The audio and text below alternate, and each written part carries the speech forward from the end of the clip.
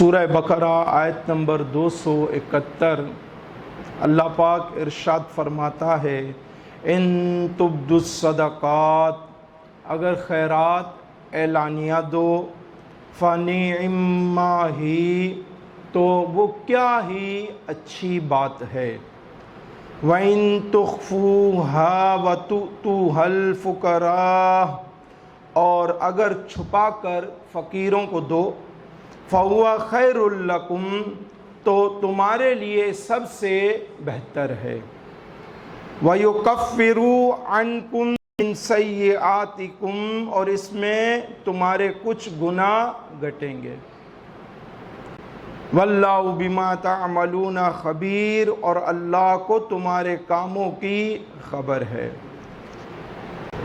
اس آیت میں تبدو یا وہ اظہار مراد ہے جو طلب شہرت اور ریاکاری سے پاک ہو، یعنی صدقات دیتے وقت ریاکاری نہ ہو، طلب شہرت نہ ہو۔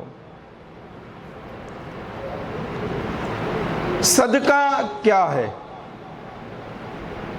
حصول ثواب اور قرب خداوندی کی خاطر انسان اپنے مال سے جو حصہ نکالتا ہے وہ صدقہ کہلاتا ہے۔ اس آیت میں صدقات سے نفلی خیرات یا واجب صدقات یعنی زکوٰۃ وغیرہ مراد ہیں یا دونوں ہی مراد ہیں۔ مسائل شرعیہ، صدقات کے مقبول اور غیر مقبول ہونے میں نیت کا دخل ہے، جیسی نیت ویسی مراد۔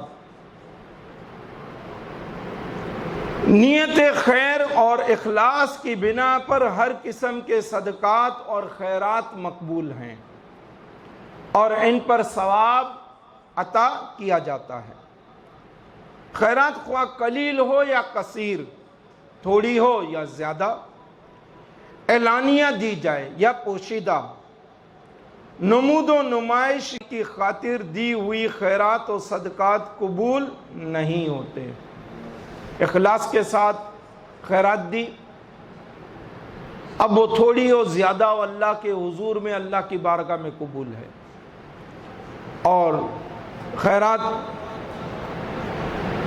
دی چاہے تھوڑی ہو یا زیادہ، مگر مقصد شہرت طلبی ہے، مقصد دکھاوا ہے، ریاکاری ہے، اللہ کی بارگاہ میں قبول نہیں ہے۔ جیسا کہ محبوب کریم علیہ الصلوۃ نے ارشاد فرمایا انما الاعمال بالنیات، کہ اعمال کا دار و مدار نیتوں پر ہے، وَإِنَّمَا لِكُلِّ امْرِئٍ مَا نَوَىٰ، اور ہر آدمی کے لیے وہی کچھ ہے جو اس نے نیت کی۔ جو فرض اور واجب صدقات ہیں وہ فقیر کو اس کے فقر کی وجہ سے، تنگ دستی، محتاجی، اس کی وجہ سے، غربت، غریبی، اس وجہ سے دیے جاتے ہیں، جبکہ نفلی صدقات جو ہیں اللہ کی بارگاہ میں قرب حاصل کرنے کے لیے دیے جاتے ہیں، اس کی بنیاد فقیر کی جو ہے غربت، تنگ دستی، غریبی، محتاجی نہیں ہے۔ تو جو واجب اور فرض صدقات ہیں وہ مخصوص ہی لوگوں کو دیے جاتے ہیں، جبکہ نفلی صدقات سے اغنیاء بھی فائدہ اٹھاتے ہیں، جیسے ہمارے یہاں میلاد النبی کی نیاز، 11ویں شریف کی نیاز، چہلم وغیرہ کی نیازیں، جو عرس وغیرہ پہ جو ہے نیازوں کا انعقاد کیا جاتا ہے کہ غریب بھی اس کو کھاتے ہیں اور امیر بھی کھاتے ہیں۔ نفلی صدقات کا اخفاء رب تعالیٰ کو محبوب ہے، بہت پسند ہے۔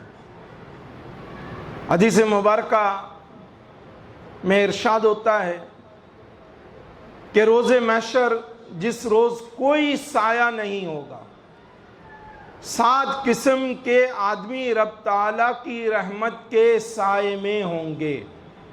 ایک، انصاف کرنے والا حاکم، دوسرا وہ جوان جس کی اٹھان اللہ کی عبادت میں ہوئی۔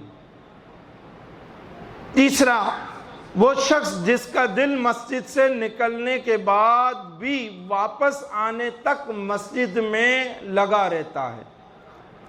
چوتھا، وہ دو آدمی جو اللہ تعالیٰ کی رضا کے لیے ایک دوسرے سے محبت کرتے ہیں، ملتے ہیں تو اللہ کی خاطر اور الگ ہوتے ہیں تو بھی اللہ کی خاطر۔ پانچواں، وہ آدمی جو تنہائی میں اللہ تعالیٰ کو یاد کرتا ہے اور روتا ہے۔ چھٹا، وہ شخص جس کو کوئی بڑے حسب والی خوبصورت عورت نے اپنی طرف برائی کے لیے بلایا اور وہ کہتا ہے کہ میں اللہ سے ڈرتا ہوں۔ ساتواں، وہ شخص جو اللہ کی راہ میں کچھ دیتا ہے اور اتنا چھپا کر دیتا ہے کہ اس کے بائیں ہاتھ کو بھی معلوم نہیں ہوتا کہ دائیں ہاتھ نے کیا دیا۔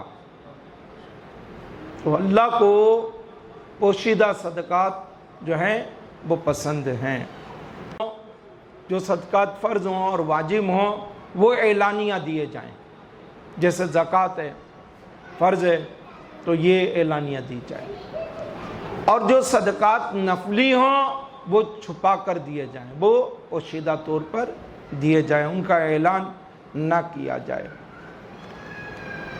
آقا کریم اللہ کے حبیب صلی اللہ علیہ وآلہ وسلم کا ارشاد پاک، اور طبرانی نے اسے نقل کیا، صدقۃ السر، چھپا ہوا صدقہ، تطفیہ، ٹھنڈا کرتا ہے، غضب الرب، اللہ کے غضب کو، اللہ کے جلال کو ٹھنڈا کرتا ہے۔ مغفرت کے لیے صدقات کی کثرت فائدہ مند ہے، یعنی زیادہ سے زیادہ جو ہے وہ صدقات نافلہ دیے جائیں۔ یہ نکتہ یاد رہے، نیکی کا چھپا کر کرنے والا ضروری نہیں کہ مخلص ہو،